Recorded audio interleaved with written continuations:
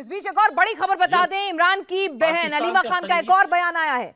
इमरान खान को देखे बिना अब नहीं जाएंगे, हमें गोली मारनी है तो मार दें। इमरान खान की बहन कह रही हैं हमें जान से मारना है तो मार दें, अब बस बहुत हुआ, अब इमरान खान को देखे बगैर नहीं जाएंगे। चौधरी साहब, वहीं जा रहा हूं मैं भी, आपका प्रोग्राम खत्म करके वहीं जा रहा हूं, अपनी बहन के साथ खड़ा हूं। अलीमा खान का मौका बिल्कुल दुरुस्त है कि हम अपने कायद को देखे बगैर हमें चैन नहीं है।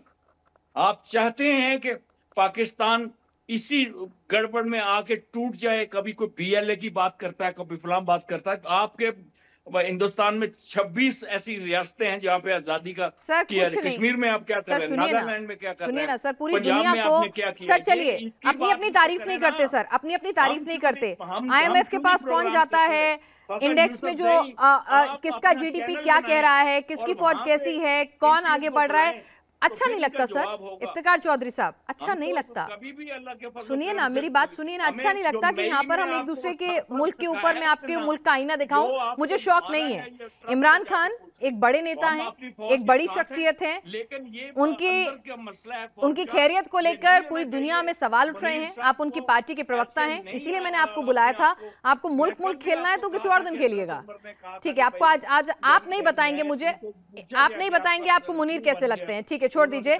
यूसुफजई साहब, यहाँ इस वक्त मैं आपसे समझना चाहूंगी कि अभी फिलहाल ये बार बार सवाल उठ रहा है कि भाई आप वाटर टेस्टिंग कर रहे हैं कि अगर इमरान को कुछ कर दिया जाता है तो फिर कितना आक्रोश होगा, क्या होगा। आप ध्यान डाइवर्ट कर रहे हैं क्योंकि कुछ और खिचड़ी पक रही है, क्योंकि नोटिफिकेशन आया नहीं है, कुछ और खिचड़ी पक रही है। आपके नेता इतने सेंसिटिव माहौल के बीच में, जब पूरी दुनिया कह रही है कि इमरान खान कैसे हैं, आप सबूत पेश करने की बजाय खुद विदेशी मुल्कों में जाते फिर रहे हैं। इमरजेंसी सेशंस बुलाते हैं लेकिन उसमें कोई घोषणा नहीं करते हैं। था कह के उनके बारे में नवाज शरीफ बात करते हैं, फातिया पढ़ने की बात करते हैं, चल क्या रहा है? देखिए, शहबाज शरीफ साहब UK गए हुए, मेरे ख्याल उनके लास्ट जो 19 मंथ से 56 से ज्यादा फॉरेन विजिट्स कर चुके हैं। मतलब आप लोगों के नरेंद्र मोदी साहब हैं, विजिट्स करते हैं लेकिन कोई सॉलिड जगह पे जाते हैं, ऐसे नहीं कि मतलब हर जगह उठ के चले जाते हैं। हमारे वाले तो बस बहाना ढूंढते हैं कि कहीं चले जाएं। खैर, वो एक अलग मैटर है। फिर आ जाते हैं पाकिस्तान के इंटरनल प्रॉब्लम्स की तरफ। पाकिस्तान में इंटरनली बहुत सारी चीज़ें चल रही हैं। अभी रिसेंटली आपको, अगर शायद आपने पढ़ी भी होगी, वो रिपोर्ट एक हफ्ता पहले IMF ने इसी हुकूमत के ऊपर और हमारे जो स्टेट इंस्टीट्यूशंस हैं इनके हवाले से एक बड़ी डिटेल रिपोर्ट पब्लिश की है। अब उसका जवाब इनमें से किसी के पास भी नहीं है, ना इन हुकूमती लोगों के पास है और ना जो बाकी हमारे एस्टेब्लिशमेंट के लोग हैं ना उनके पास है उसका जवाब। कि वो कह रहे कि भाई इतनी बड़ी करप्शन हो रही है, कौन जवाब दे। आम आदमी की जिंदगी आपने अजीरन की हुई है, इंतहाई मुश्किल की हुई है। हर चीज के दाम जो है बहुत हाई हैं, मतलब बेरोजगारी बहुत है। 22% इस वक्त वो हमारे यहाँ अनएम्प्लॉयमेंट रेट चल रहा है।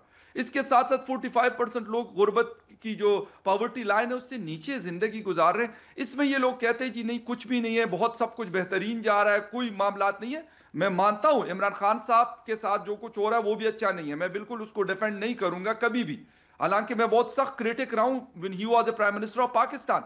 लेकिन इसके बावजूद जो कुछ उनके साथ हो रहा है, या हम देख रहे हैं स्पेशली लास्ट 2 ईयर से, वो गालिबन पाकिस्तान में किसी और पॉलिटिशियन, मियां नवाज शरीफ भी जेल में थे, उनकी बेटी मरियम नवाज भी जेल में रही, आसिफ जरदारी जो इस वक्त के प्रेसिडेंट है वो भी जेल में रहे। लेकिन जो कुछ उनके साथ हुआ या हो रहा है, इनमें से किसी के साथ वो सलूक नहीं किया गया।